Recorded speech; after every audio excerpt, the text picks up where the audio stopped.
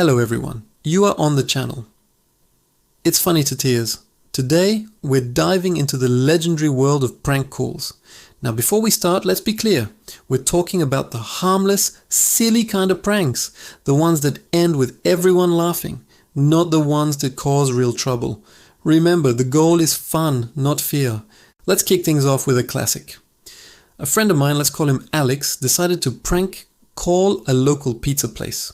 But this wasn't just any prank. He called and in his most serious voice asked, "Hi, I'd like to order a pizza, but can you please make sure there's no pizza in it?"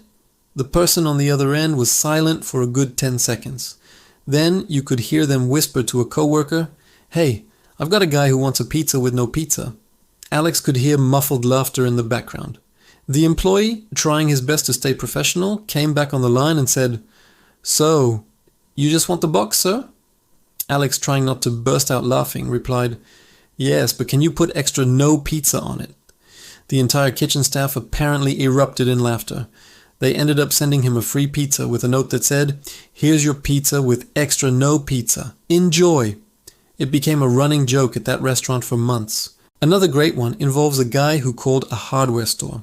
He asked the employee, "Excuse me, do you have any left-handed screwdrivers?" Now for those who don't know, there's no such thing. The employee, a young kid who was clearly new, said, "Let me check, sir." He put the phone down, and the caller could hear him yelling across the store, "Hey Dave, do we have any left-handed screwdrivers?" The older, more experienced voice of Dave yelled back, "Are you serious? Tell them we're all out, but we've got some elbow grease and stripe paint coming in next Tuesday." The young employee came back on the line, completely oblivious, and repeated the message verbatim. The prankster couldn't hold it in anymore and just started laughing, explaining the joke. The kid had a good sense of humor about it and laughed along. But what about when the prank gets turned back on the prankster? My cousin Sarah tried to prank her dad. She called him from a blocked number, put on a fake accent, and said, "Good afternoon, we're calling from the International Sleep Study. We've been monitoring your sleep patterns and have noticed you talk in your sleep. We'd like to offer you a part in a documentary." Her dad, a notorious jokester himself, played along perfectly. He said, "Oh really, that's fascinating." What do I say? Sarah, thinking she had him, made something up on the spot. "Last night, you were repeatedly chanting, 'The rubber ducky is the king of the bathtub.'" Without missing a beat, her dad replied, "Ah yes, but did you hear the part where I said my daughter Sarah thinks she can prank me, but I've known it was her since good afternoon?" The line went dead silent. Sarah was so shocked, she just hung up. Her dad called her back a minute later, laughing his head off. The student had become the master. Here's a wholesome one. A group of friends decided to prank call a nursing home. But instead of a typical prank, they wanted to do something nice. They called the front desk and said, "Hi, we're from the Singing Telegrams for Smiles company, and one of your residents has won a free song. Who do you think could use a little cheering up today?" The receptionist was a bit confused, but gave them the room number of a sweet elderly woman named Mrs. Gable. They called her room, and when she answered, they all sang, "You Are My Sunshine," together. They could hear her getting emotional on the other end. She told them it was her late husband's favorite song, and that it was the best surprise she'd had in years.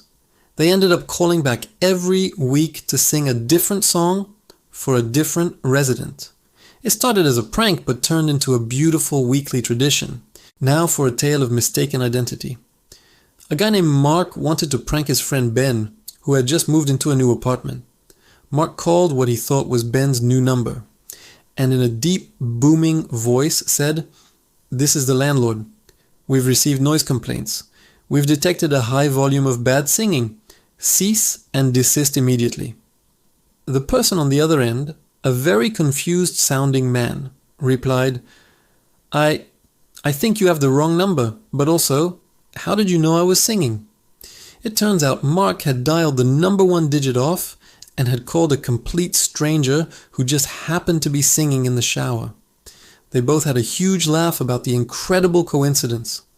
Mark eventually called the right number, but the first call remained the funnier story. Let's talk about the wrong number prank, but with a twist. A girl calls a random number and says, "Hi, is Kevin there?" The person says, "Sorry, wrong number." She hangs up.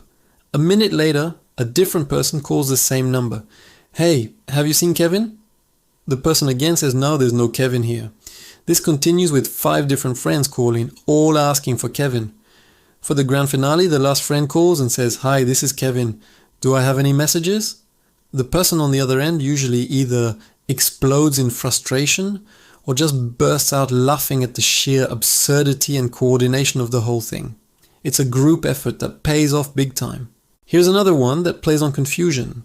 A friend of a friend called a library and whispered, hi, do you have any books on paranoia? The librarian, also whispering, replied, yes, we do. The caller then whispered, okay, good, because they're right behind you. The librarian let out a small shriek, followed by a laugh when she realized it was a joke. It's all about the delivery. The whisper is what makes it. If you just asked in a normal voice, it wouldn't have the same effect. It's a simple, quick, and harmless prank that always gets a reaction. Sometimes pranks can go in a completely unexpected direction. 2 brothers decided to prank call a local Chinese restaurant. One of them called and ordered a massive, complicated feast for delivery. He gave the address of the house directly across the street from his own. They planned to watch from their window as the delivery driver showed up to a confused neighbor. But the plan backfired. The neighbor, an elderly man who lived alone, was so delighted by the unexpected food delivery that he invited the driver in, assuming a family member had sent it as a gift. The brothers watched in horror and guilt as the man happily started unpacking the food. They felt so bad, they ran across the street, confessed everything, and paid for the entire meal. They ended up sharing the feast with the neighbor, and it was the beginning of a great friendship. They helped him with his yard work from then on. Let's wrap up with a story that proves honesty, even in a prank, is the best policy. A teenager called a tech support line.